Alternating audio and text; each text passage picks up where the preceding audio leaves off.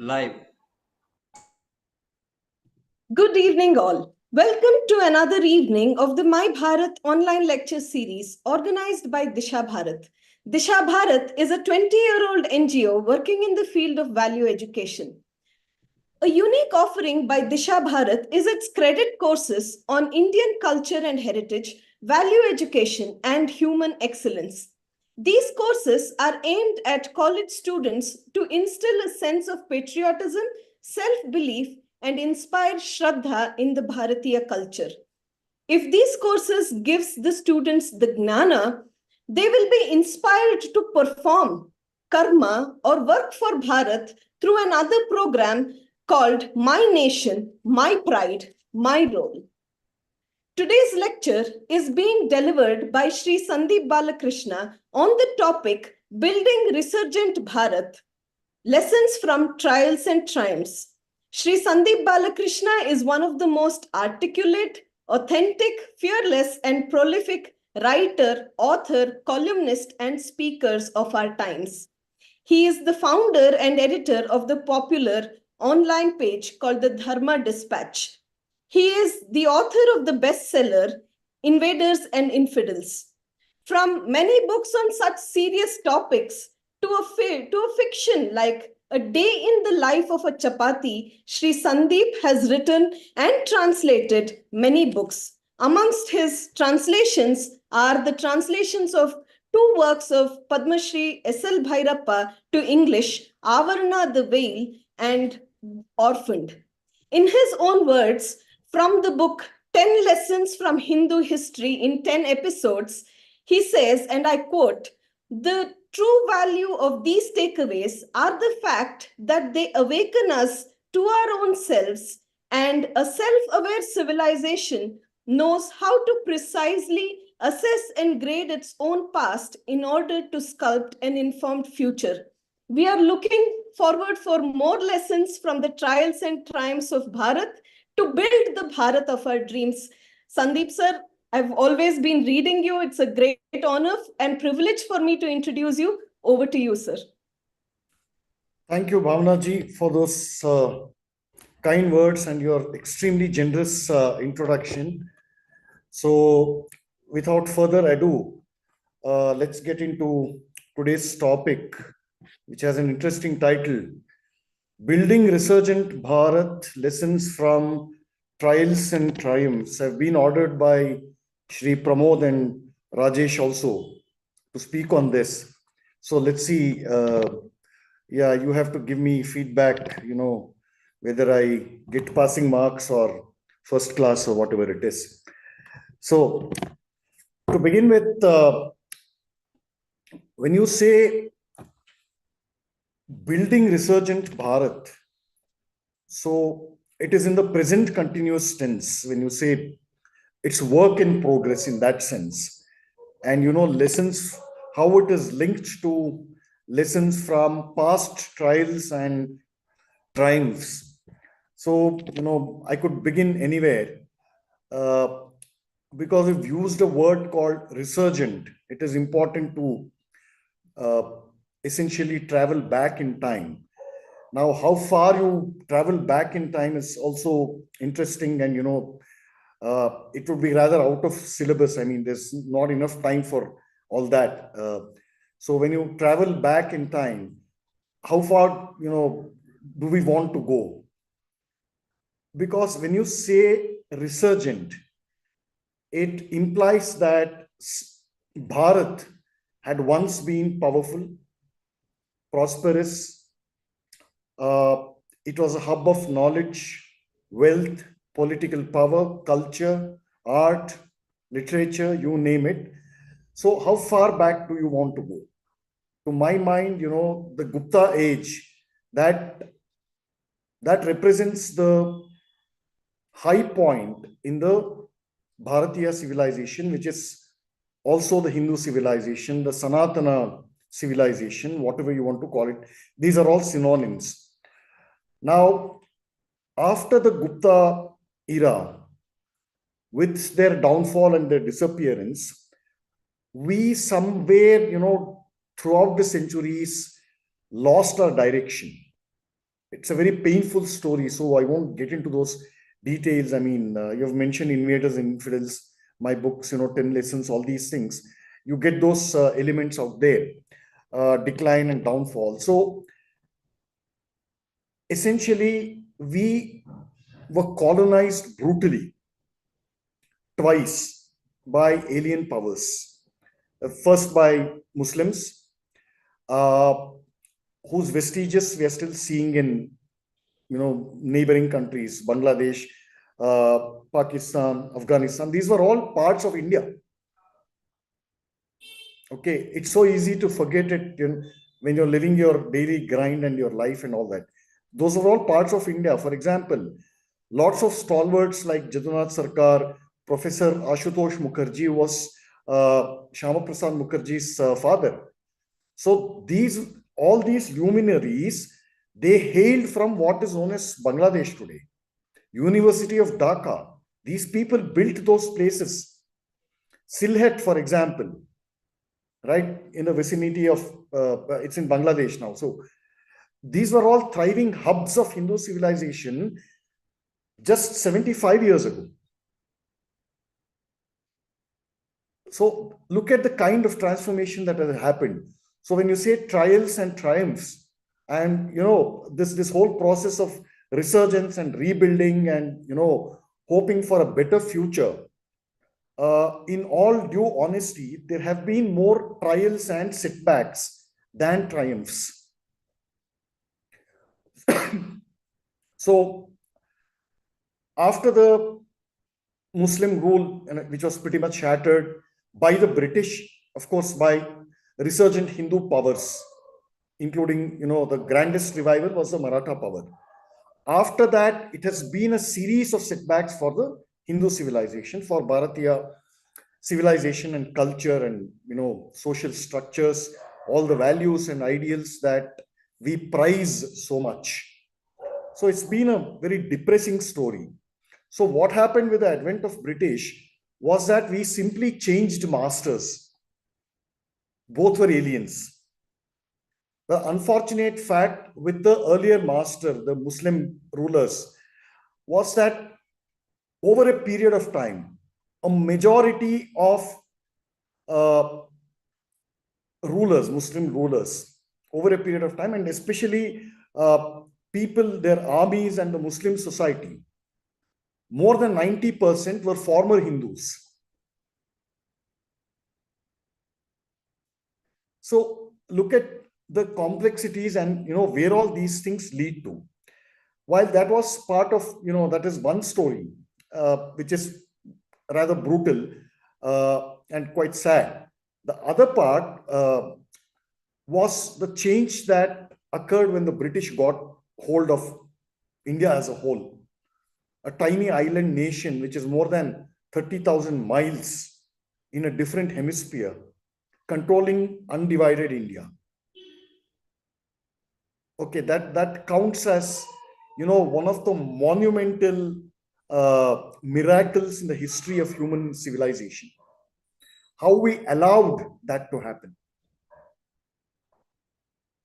So but the difference between the British colonial rule and the Islamic rule was this: at no point throughout the Muslim rule, at no point did the Hindu society feel inferior to, when they contrasted themselves with followers of Islam. So that cultural self-confidence was aware. I mean, it was alive and throbbing, which is why, we were, the Maratha Empire was, could rise like that. Or the Sikh Empire could, rise from the ashes almost. This was a self-confidence. That confidence also builds your military, both offense and defense. But this self-confidence was destroyed by the British using education. That's a familiar story. So our psyches have been colonized to such an extent that we are not even aware that we are colonized. Classic example is that we are having this program and I'm speaking in English.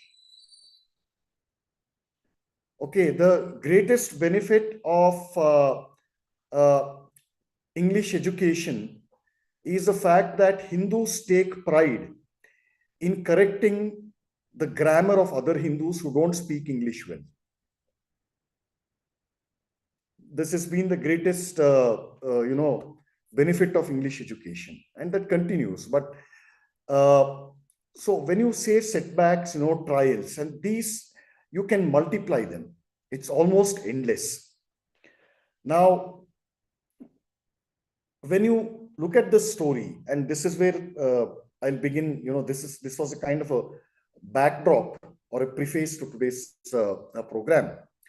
So when we survey the scene after 1947, which is when we got a questionable independence, it was a transfer of power. It was a transfer of power. The masters left, but they had replaced their clones. Okay, and they had inherited the worst tendencies of their former oppressors. And then, because they saw how the British had ruled, and once the British left and they sat on the same throne, imagine the kind of thrill that these colonized Indian elites would have felt. So that is when the real trial for Hindus began, after 1947.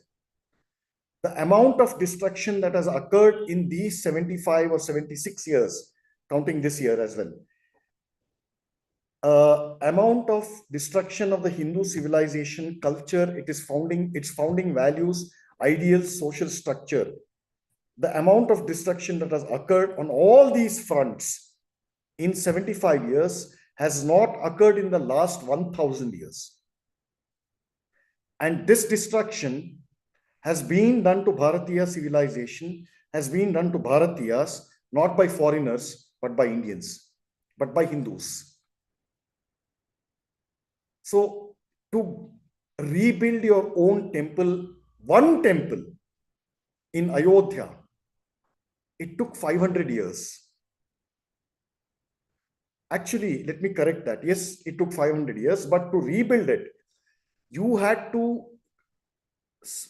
Hindus had to die in numbering thousands, lots of bloodshed, riots. Who were the people who shot the policemen? Who were those people who shot Karsevaks or even ordinary Hindus who wanted to see Ram Lalla returning there? Majority of these cops were Hindus. So you have created an impersonal state where this happens, where these founding, it's not just a temple. Ram Lalla, Sri Ramachandra, he represents the very soul of India. Likewise, Sri Krishna, Ramayana and Mahabharata. Without that, there would be no Hindu society. There would be no Hindu culture. There would be no Hindu art. These are the only two things that are, that is at the heart of why we are all, we are having this program even. Take these things away and gone, nothing remains. So these trials that the Hindu society has faced since independence have been far more brutal, nasty, and damaging, and have had far-reaching consequences in these 75 years. I keep saying this point in many times, that nobody even knew when the Somnath temple was rebuilt. I mean, that story is there, but people have taken for granted that somehow it got rebuilt by magic. No. It could happen because that Hindu society was pretty strong. On the other hand, it took nearly 70 years to rebuild this temple after going through all kinds of avoidable trouble. Okay. So this is, trials can be multiplied. So I've divided today's program, my lecture, into 3 or 4 broad timelines. which can be classified, from setbacks and victories since 1947, and then the Ayodhya episode, and then after that, all the way till the present day. So, when you begin the story from after 1947, you got a colonized elite, a government which was not elected by popular will. It was installed by the British. The Congress, throughout the freedom struggle, was not a political party. People forget this. It was an organization that allegedly fought for India's freedom struggle. I mean, it's got some merits, but anyway, that's for a different day. So, why would the British choose only, to hand over power only to the Congress party? These are fundamental questions. And it needs to be analyzed in a more detailed, in a more serious fashion. How did a bunch of, leaders in the Congress get the right to decide that only we will sit on this throne? Okay, it was not elected by popular will. I mean, there are reasons for that, but the point I'm making is you have to analyze these issues from a Hindu civilizational perspective, which has been done, but it has not been done enough. It's not been done in a sustained manner and with the gravity with which this issue merits. Okay, so one of the first things that happened after this colonized Congress elite came into power was to install this guy, this brown-skinned English man who felt proud about it, Nawab Nehru. So, I mean, he went about systematically dismantling the cultural foundations of this country, of this civilization. He never viewed India as a civilizational state at all. He thought that he would be creating a new India from the scratch. How does that work? How does that work? So and he's to give credit to his honesty, he's never made his intentions. He's never hidden his intentions. That he saw Hindu dharma and the Hindu society as the greatest obstacle preventing India from becoming progressive, prosperous, scientific temper, all these fancy words which have no real meanings actually. Okay, so anyway, that happened. So as a result, plus he was an incurable communist addict. So it's a deadly combination. On the one hand, he loved white skin, represented by British and Edwina Mountbatten. And on the other hand, he was in awe. He worshipped Stalin. So, I mean, it's a very toxic combination, this man. So, that's why he, plus he also saw Islam and the Muslim community as a superior race. So at one point, Sitaram Goel says that Nehru's character basically was that, he licked the boot which kicked him, which is a, fantastic way of analyzing Nehru and his personality and his decisions. So in a systematic fashion, by bringing in socialism, he pretty much impoverished a prosperous society, or a society which had enormous potential for reasserting itself economically and in every other way. Socialism. So an impoverished society can't achieve anything. As Swami Vivekananda said, you cannot preach Hindu dharma, you cannot preach philosophy to an empty stomach. So this Nawab Nehru deliberately created a nation of beggars. Subsistence level, starvation. So many people, I don't know how many people remember a time when it was common to see people, starving people, poor people outside marriage halls who would eat leftovers from meals. This was the India Nehru created. And of course, he set about demolishing the foundations of Hindu Dharma by branding it as regressive and superstitious and, unscientific, the rest of the things. So that when the head of the country itself, the PM itself, sets about deliberately destroying the culture of his own country, what would be the consequences for our temples? What would be the consequences for our most cherished ideals, beliefs, traditions, faith, all these things? Then he brought in a deadly legislation called the Hindu Marriage Act. That one piece of legislation is at the root of the breakup of the Hindu family. See, these things are all linked. When you that draconian sections like 498A, they didn't happen, just overnight. There was a precedent to all this. Hindu marriage bill, at every level, your temples are gone, they are out of your control. Your family itself, you have no control. It's not together. There's something called Hindu undivided family. Show me one in a country of 140 crore people, out of which allegedly 100 crores are Hindus.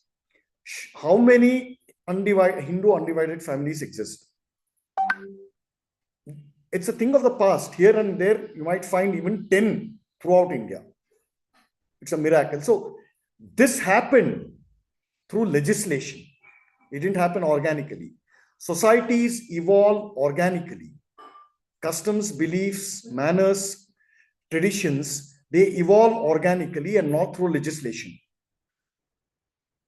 What is a legislation? Especially, basically taking a pen and paper, sitting and shouting your lungs out in parliament and assembly and saying that this from now on, this is how society must behave.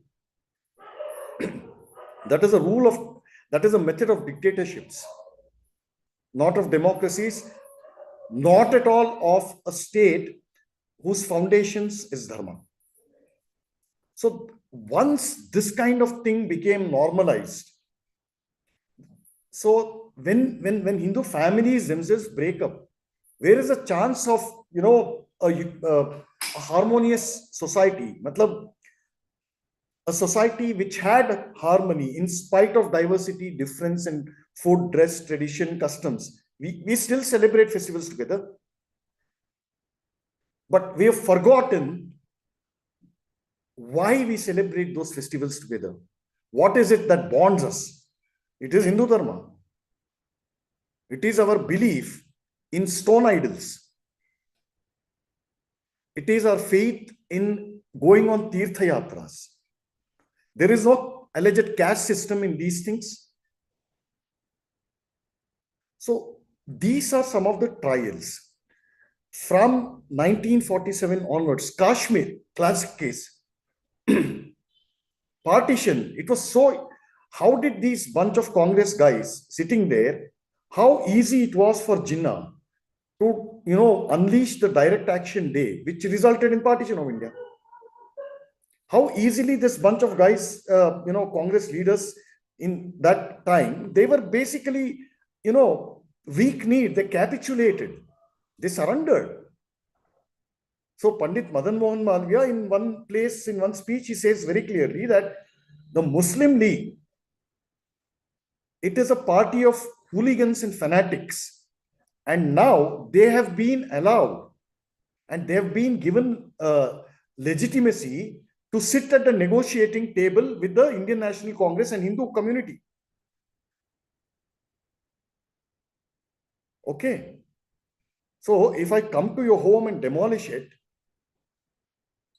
instead of reacting and giving me a strong response in return, you will invite me to tea and sit and negotiate. This is what the Congress did. So at every stage, it is a continuous story. And then this 1971 exodus from Bangladesh.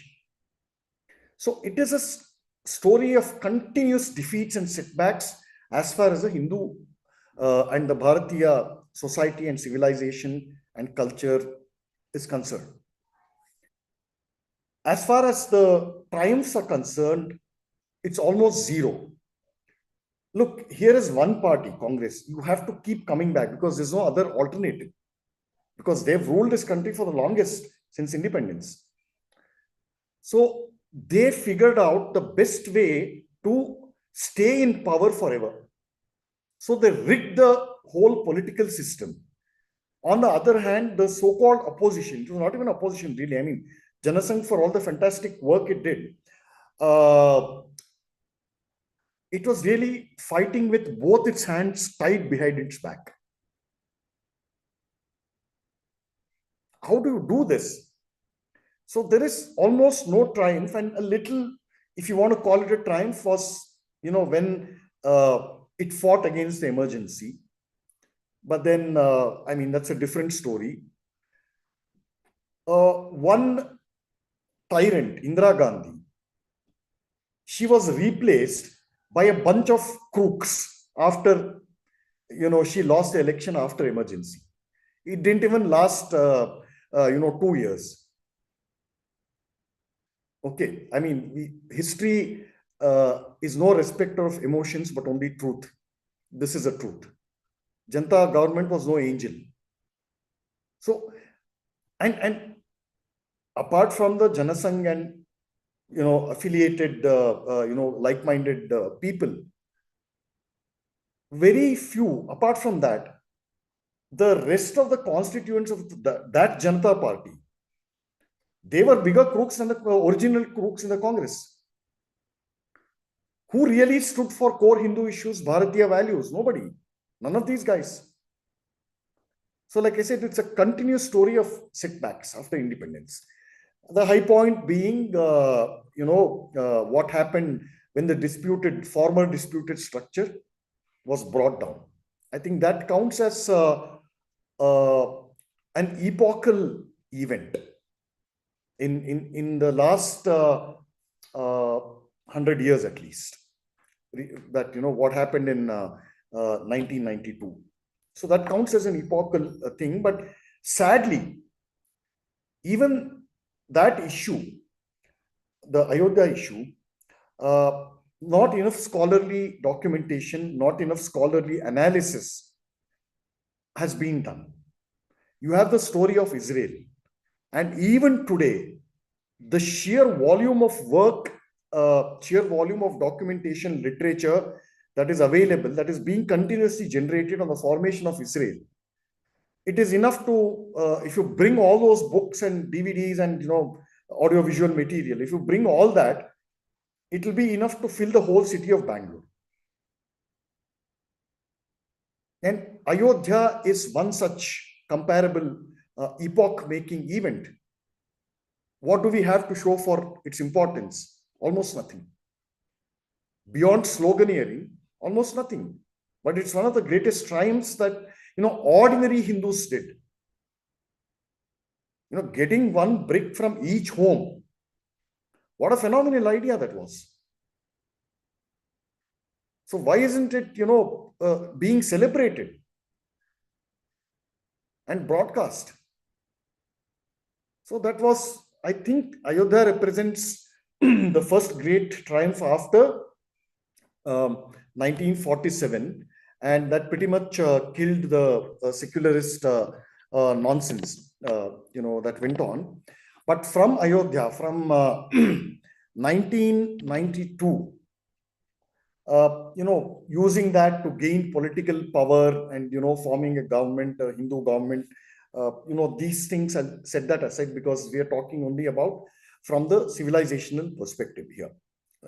Politics should be a servant of civilization. It has always been the case here. Kshatriya should always be subordinate to and guided by dharma. So that's pretty much our civilizational perspective towards governance and political power and rest of those things. So from 92 till 2004, turbulent years, instability. But the real damage that happened to the core of Hindu civilization occurred after, occurred between 2004 and 2014. Sorry, the amount of damage that this one decade has done to Bharatiya values, to our institutions, all around, all encompassing damage that occurred in those 10 years. The subversion, internal subversion that has occurred in that decade is truly frightening. And even after 10 years of having, a supposedly Hindu government, none of these things have been exposed. None of these things have been, they have not come to light. So let's look at some of the main major damages that have occurred in that decade from 2004 and 2014. It was basically a regime of NGOs, which anti-India, anti-Hindu NGOs, both Indian and foreign. Indian NGOs funded by foreign money, Indian NGOs also funded indirectly through taxpayer money. It was truly frightening when I've lived through that period, you also lived through that period, all of us have, but when you get into some of the details, it's scary that we even survived that decade. It's nothing short of amazing that the Hindu civilization didn't splinter into pieces. These NGOs, they got into something called an NAC, which was set up by Vande Mataram. All right. So NAC, a completely unconstitutional body. Even the Prime Minister of India was powerless before it. It could overrule the PM himself, the PM of India, 2 terms. Okay, every project, every move, every step that was beneficial to India, there would be a protest. Protest against Kudankulam. How many remember this? Who was behind that? Church money funneled from Hillary Clinton's office through Norway, reaching a few powerful and influential churches in Tamil Nadu. And who are the clergy members in these churches in Tamil Nadu who received that foreign money? Indian converted Christians. This is one example, just one very small example. Okay, this NG regime ruled by NGO. What also happened during that same period, 2004 to 2014? 203 districts, all the way from Assam till Andhra Pradesh. 203 districts were virtually ruled by Maoists. They had their own parallel economy like a government. They would impose taxes. They would pay regular salaries, monthly salaries to their cadre. They had their own private army, 203. The Home Ministry gave a report on this on several occasions. That report was tabled in the Parliament. No action was taken. The RTE Act was introduced and that is one of the deadliest pieces of legislation which pretty much made the role of Hindus in education not only redundant, but destroyed Hindus in the field of education. Okay. These were all implementations. The preface to these implementations was given by the then Prime Minister Manmohan Singh in Parliament in a few words. Muslims have the first right over resources. 7 words.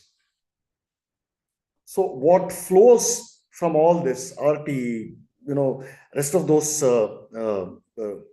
deadly legislations from which we are still unable to recover as, Bharatiya culture and civilization has been unable to recover from that. What also happened during that same period was that the world's only Hindu kingdom next door in Nepal was wiped out of existence through a coup. That kingdom was toppled by a man, a Nepali, a born Hindu named Prachanda. And who is Prachanda? He is an alumnus of the Jawaharlal Nehru University. So you see at what all levels these damages have occurred. And what is a triumph that we have to show for all this? Only one Ayodhya. What are the lessons we have to learn? I'll leave it to you. I mean, I'm just laying out these bare facts. Okay, we have been continuously losing ground. I'll come to that in a bit. So, yeah. And of course, conversion mafia, Andhra Pradesh, even till Y.S. Rajshekhar Reddy came to power again in 2004. See, till he came to power in Andhra, it had a pristine and thriving classical Hindu heritage. Now that is one of the greatest hubs of conversion mafia. We don't even know, lots of these Telugu people, converted Telugu Hindus, they still have Hindu names, but they're Christians and they're going on a rampage there. Over 20 years, 2004 to 2014, thank God this fellow Jagan was defeated, but that might just be a pause. He might return, you never know. Tamil Nadu, to okay, and Kerala, forget that. Bengal, Mamta Didi has pretty much surrendered to all these jihadis out there. So you tell me the triumphs, and then if you have to call it as a triumph, the electoral victory of Mr. Narendra Modi in 2014. That was when the whole Hindu society united, civilization, in a sense, it like never before. After Ayodhya, this happened. So 1992 to 2014. So you kept losing ground throughout that period. Right? Throughout that period. And why was this Godhra thing instigated? By burning alive innocent pilgrims, car sevaks in the train, closing the doors and windows, pouring petrol and diesel or whatever. That was calculated to instigate riots. And it happened when the pro-Hindu party called BJP was in power in coalition. It happened then. Okay, this is not finding fault or blaming anybody. The point is these things happen because we don't think as Hindus. We don't think that we are inheritors of something that is extremely precious, but we will find its value. We'll realize its value only once it's gone. So, this whole 5-year election cycles and all the promises and rest of the things they do, from a civilizational standpoint, they don't amount to much. And I'll come to expand on that point in a bit. So if 2014 election of Mr. Modi, a lot of people came, Hindus came from across the globe. That, in a sense, was also a great epochal event in that sense. So, and from then till now is one more decade. And in spite of some extraordinary achievements, there's no more, you don't hear of any Maoist terror. You don't hear of our, secular neighbor in Pakistan blowing up trains and, unleashing terrorism in India. During UPA, there's a statistic that, on an average, there was one terror attack on Indian soil every 6 weeks. If you look at the average. So that is gone. So this whole Kashmir problem was, this Article 370, that is good. As a military power, we are at an unprecedented high. All these things are good. Okay, but the point is, including the military, especially the military, they lack this civilizational consciousness, which is the only thing that will preserve us. And that civilization is Sanatana, it is Bharatiya. Whatever anybody may want to say. Okay, so yeah, so this decade, even in spite of having this kind of a strong government, what has happened is that the enemies have been allowed to regroup. If that is on one side, they've been contained, yes, but if that is on one side, on the other side, what is also happening is that your opponents, they don't give a damn about, forget civilization. They don't give a, they consider Bharatavarsha, India, as the unity, sovereign unity and integrity of this Indian state.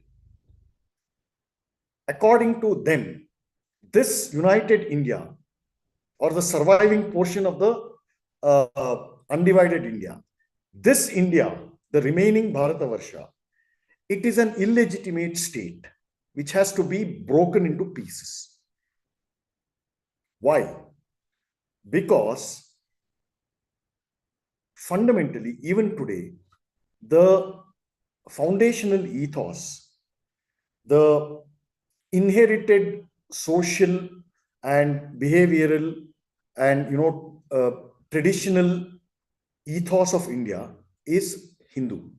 It is non-Abrahamic, and India is the only non-Abrahamic large country. We are the 7th largest country. That means a lot. Okay, size matters, right? So we are the large country geographically, plus we are also the last standing surviving non-Abrahamic civilizational state which has to be broken. So what they've done is, they tried during the first term from 2014 to 19, they tried still being polite and, planting fake news and things like that. Now they figure out after 2019, they figure out that, okay, this doesn't work. Let's go in for the kill. So what they've been doing is fomenting all violence on a sustained basis, sustained, unpredictable, what you call minor incidents, but deadly in their impact, which keeps occurring repeatedly. And in many cases, like in Bengal, the state directly patronizes these violent incidents. Invariably, people killed are Hindus. Buildings, institutions, places burnt, destroyed, razed to the ground, all belong to Hindus. So in these 10 years, this has happened. Plus, so their logic is, okay, you can build a Ram temple, which is fine, but it's a temporary setback. It's not a defeat for us. It is a temporary setback. We will keep destroying randomly, unannounced, suddenly, at a place and time of our choosing. We will destroy your small, tiny Durga Mandir in Malleshwaram, for example, or in some mohalla in Saharanpur or Delhi. So this is happening. So these are trials that are happening, as we speak, and no amount. How do you contain this? Right? This is the classic case of the pack of hyenas, which is determined, dogged, and nothing will dissuade it. But if left to grow, if not warded off and eradicated permanently, decisively, they will bring down a fearsome animal like a lion. So this is the best metaphor I can give. Or like termites, which will bring down your sacred banyan tree. So this is what Hindus and India as a civilizational Hindu civilizational state is facing. Plus, all these forces have powerful international networks. I mean, this is an all-out civilizational war to finish this off, and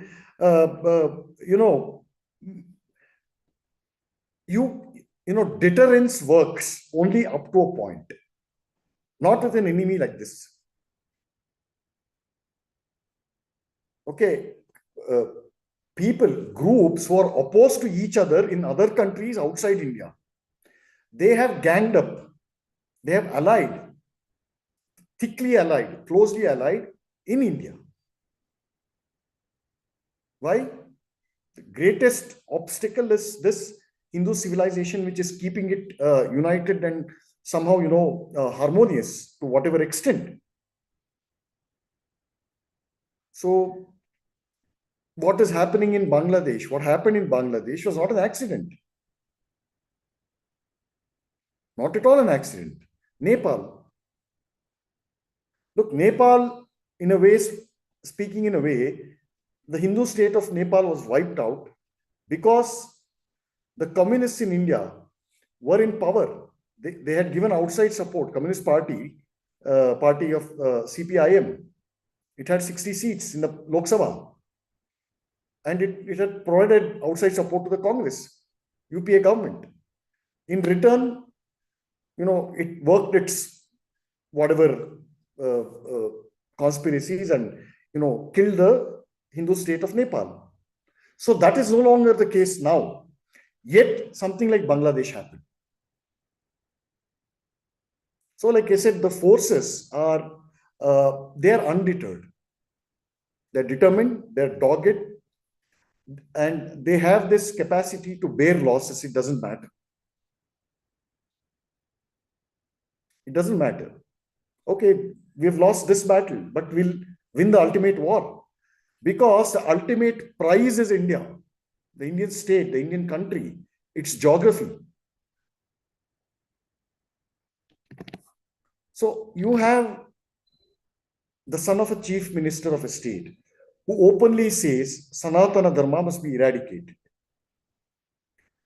Could anybody imagine that the son of a sitting chief minister could speak like this in 1947 or 1950? No. Yet this is a reality, and such people have political power in their hands and a vast ecosystem which supports them in times of difficulty. So yeah, these are some of those trials. And on a closing note, all I can say is that we have failed to address the fundamental problem, which is the nature of the democracy that we inherited and adopted almost blindly, uncritically. The root of the problem lies there.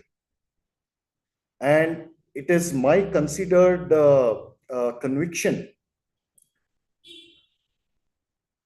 that democracy has proved extremely fatal only for Hindus.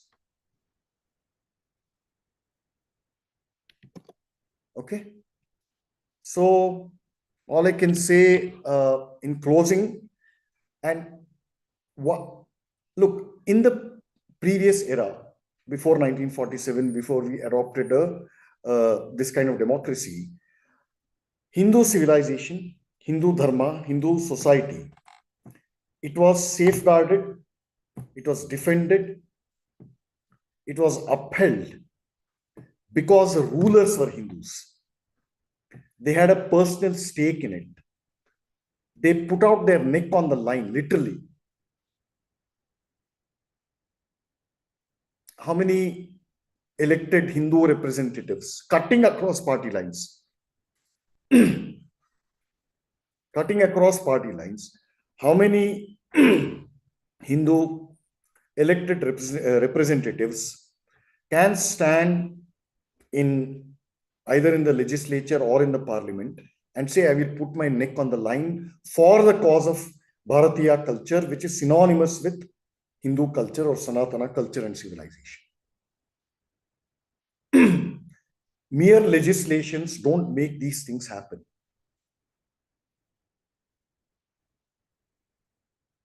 All right. So on that rather pensive and depressing note, I have a reputation for bringing in bad news and depressing news, but better to be paranoid and depressed than be complacent and face its poisonous consequences. So, on a final note, I think a comprehensive rewiring of the basics of our democracy uh, and the kind of leaders we elect, that should be the urgent need of the hour. So, with that, on that note, I can conclude today's session. And once again, my heartfelt thanks goes out to Disha Bharat for inviting me to this program. What do I say? Thank you so much for, we almost were in a state of amnesia, I think. We had not even thought about, though we have lived through, as far as my memory can go, 2004 to 14, where I was consciously able to think for myself. Half of the things that happened, I was so not aware. Now, couple of questions with your permission, sir, if you have. Sure. I have about 5 or 6 minutes. Sure. Okay. Couple of quick questions. Now, lots of questions we have received are about politics and how that has been influencing the downfall of the civilization. And you also mentioned that, Kshatra should be guided by dharma. So how politics, Kshatra, dharma are all interlinked and where did we lose out when we talk about politics and dharma? We say lots of things about politics. There are scores of sayings that has come out, and we always say we have made ourselves so complacent that we say yaro achenda barbekagilla. We have giants in our own society. How, and it has become a commonplace saying. Like we don't care too much about it. We are like, okay, we've accepted. We want to sit back. How do we change that? What can we do as a common man to change it? Stop sending your kids to mainstream schools, I'm telling you. So the amount of damage that this has caused, it has produced generations of traitors. A young kid goes to a mainstream school, and by the time he or she graduates, he would have become, a traitor to India. And he would, learn to hate Hindu dharma, his own culture. I mean, Swami Vivekananda said this long back, no?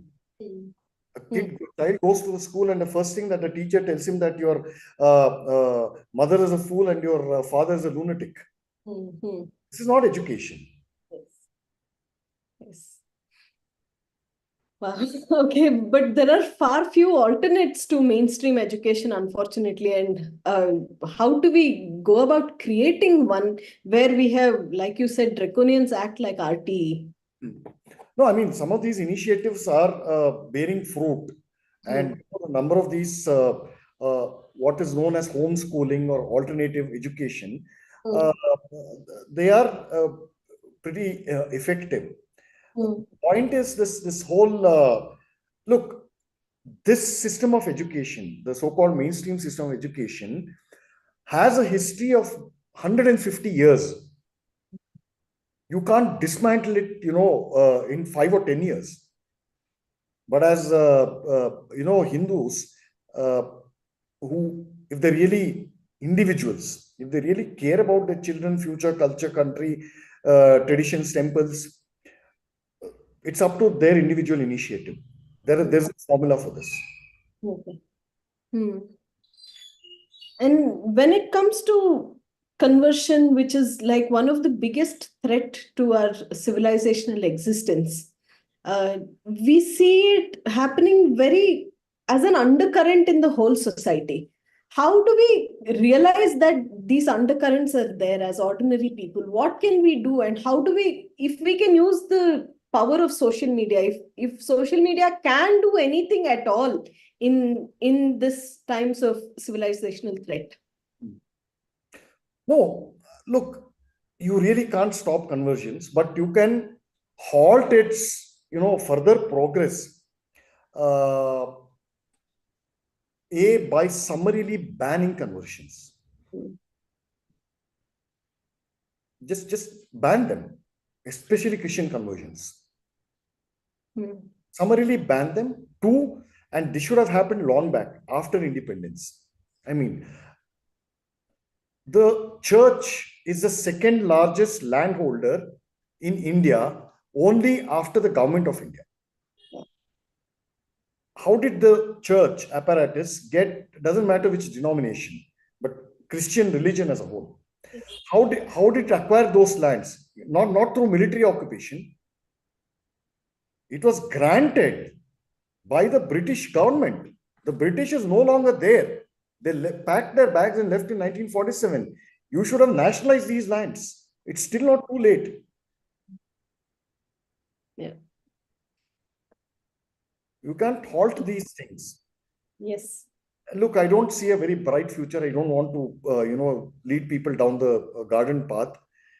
It is the sooner we organize and think like Hindus throughout India, we will have a future for the next 2 generations. And that has to be done. All right. I think we are also short of time, and we'll stop here. There are lots more questions. I request on behalf of Disha Bharat to come back to our platform at another time, possibly, and scare us more. Perhaps fear will drive us to action because we are way too complacent about. Not complacent. There's one section of urban society, urbanized Hindus, cutting across generations, including my generation, who don't give a damn. Yeah. It's their job, it's their promotion, it's their vacation. Yes. They'll put some 50,000 rupees in the hundi of Tirupati if they're feeling generous. Yes. Yes. Or sufficiently spiritual on a day. Yes, absolutely. So, like you said, maybe we have to start thinking differently, and thoughts will lead to better actions. And you in your talk, you mentioned that we have to vote right. So starting from there, hopefully the right elected people can bring about, like how some legislations have destroyed us. Maybe the right vote to the right power can help bringing about some legislations which can at least build something for us, for the Bharatiya civilization. I have seen way too often when people say Sanatana, I know for sure whether we do anything or not, because it has no beginning and no end, it will always. This is bullshit, okay? This is total nonsense. Absolutely, absolutely. I don't think not doing anything is the. There were people who gave this definition through deep years and years of meditation, tapas and all that. Exalted philosophies, like Sanatana, which is Anadi, okay, these things are the products of extreme realization of darshana. So unfortunately, they're being tossed around with impunity, like some cheap slogans as substitute for concrete, hard, practical action on the ground. Yes, yes. Absolutely. So let's get into action in our own small ways. Let's see how we can aim. Even if one person is changed, or if one person is not converted, one enemy less for the Hindu civilization. These are your ambitions. Yes. The ambition of a missionary is to convert one entire village. Yes. Maybe we should also learn to think big then. Say we should stop them, but the power of, like you said, it's not looking very bright. I don't know how to end, but on a slightly pensive note, to say, okay, it has lots of deep introspection, and united actions are necessary if at all we have to build a resurgent Bharat, a Bharat that will remain Bharatiya in its nature, Sanatana in its core, and we uphold the dharma, and which is protected by kshatra, guided by the dharma that was preached to us by realized souls. Thank you so much for enlightening us about all the trials and the few triumphs that we have gone through, even after we have gained so-called independence. So actual independence seems a long way away, and we have to all work unitedly if at all we have to build the Bharat of our dreams. Thank you once again, Sandeep sir, for coming on the platform of Disha Bharat. With this, I would like to inform the viewers of tomorrow's events. We are coming back to on the same time, 7 o'clock on Disha Bharat YouTube channel with Can I leave? Captain. Can I leave? Yes, I have another yes, meeting. sir. Please do. Please do. Thank you so much. Thank you. Namaste. Thanks for having me. Thank you. Namaste. So tomorrow, the talk on sacrifice and valor, inspiring saga of Kargil brave hearts. I'm sure this is one of the triumphs that we can be proud of in our own times. But like Sandeep sir mentioned today, we need more kshatra, and we need that kshatra to be guided by dharma.